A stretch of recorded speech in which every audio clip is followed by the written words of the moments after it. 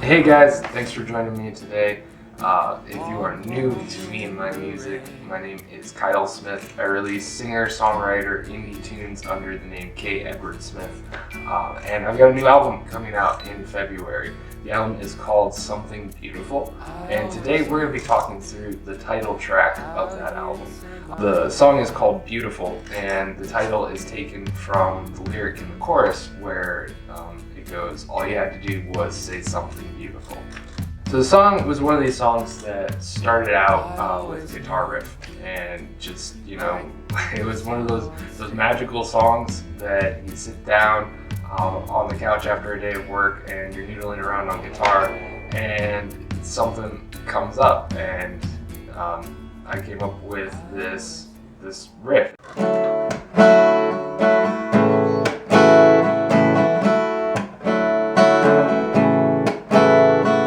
It's a really simple riff of just going back and forth between a modified C chord and a modified G chord.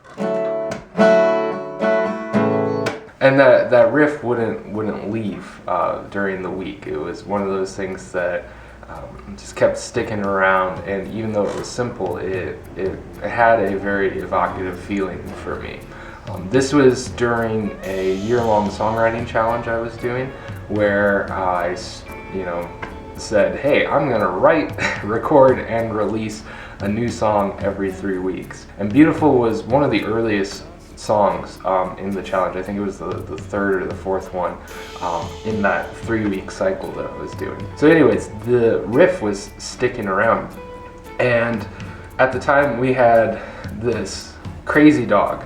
But I was out walking her one day, and it was starting to rain. It was a nice rain, just something kind of cool and soft. And the line came into my head that it was, I always knew we could walk home in the rain.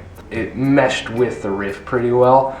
That was the kind of magical thing that just clicked, and I actually wrote the song. It was one of those that you sit down and the lyrics are pretty done. They don't all happen like that. Most of them don't happen like that.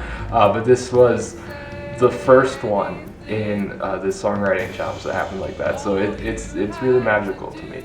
So when I sat down to record the full track, not just the demo of it, I had been recently teaching a songwriting camp at the music school I was working at, and we were using the Flaming Lips song Do You Realize as an example of orchestration, where they're bringing in a lot of different instruments at different times, a lot of different textures at different times. If you're not familiar with the tune, definitely check it out. It's a great tune, very emotional, very just powerful song, but also uses a lot of eclectic instrumentation and uses it well. So that had been in my head while I was going into the studio to record this, and I think that kind of shows up on the track for sure. So after I laid down the guitar track, I start bringing in all of these textures. We add a shaker, we add in some tom hits, we add in this big, glockenspiel part.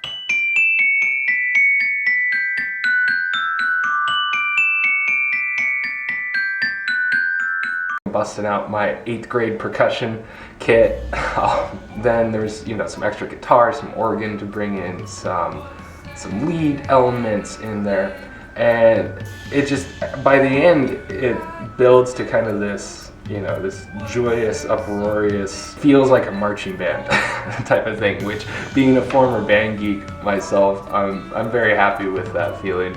It just kind of builds to that climax at the end where it has all of this extra textures and stuff, and it ends up being this really fun track, and I'm very glad with how it turned out.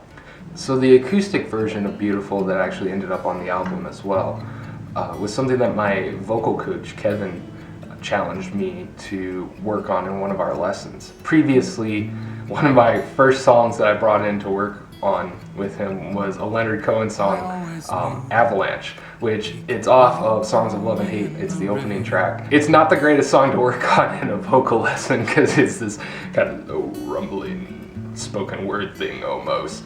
So anyways, Kevin knew that I absolutely adored Leonard Cohen, and I brought in the original version of Beautiful and played it through, and it's kind of high, it's kind of up there.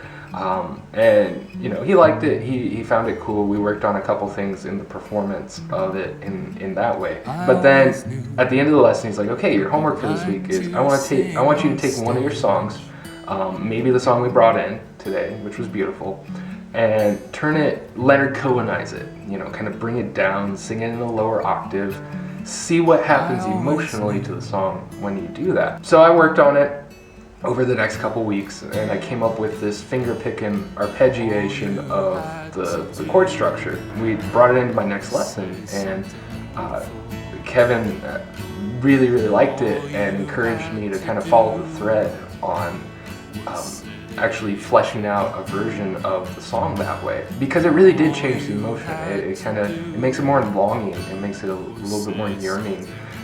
It's not this big, joyous, uproarious thing anymore. It's this kind of more intimate plea, and I think that's cool to see how songs morph and can change over time. I know a lot of songwriters talk about that, but to actually have that happen to one of my songs is pretty cool.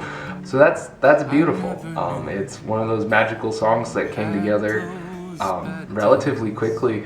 And not all songwriting's like that. Most songwriting's not like that. But this one has a special place in my heart because it was one of my first songs that really came together like that. So yeah, Something Beautiful, out February 20th, 2021. Includes both versions of Beautiful on there as well as some other tunes. And I'm very excited about this one. It's my debut full-length album. Thank you guys so much for watching. If you dug this video, make sure to hit that like button. Let me know what you think in the comments, and be sure to subscribe as well so that you can stay up to date with the latest behind the scenes videos, new podcast episodes where we talk a lot about the creative process, and new demos of songs as well as official releases and videos. There's a lot more stuff to come, so I'll be sure to see you guys soon. Thanks again for watching. Say something beautiful. All you had to do was say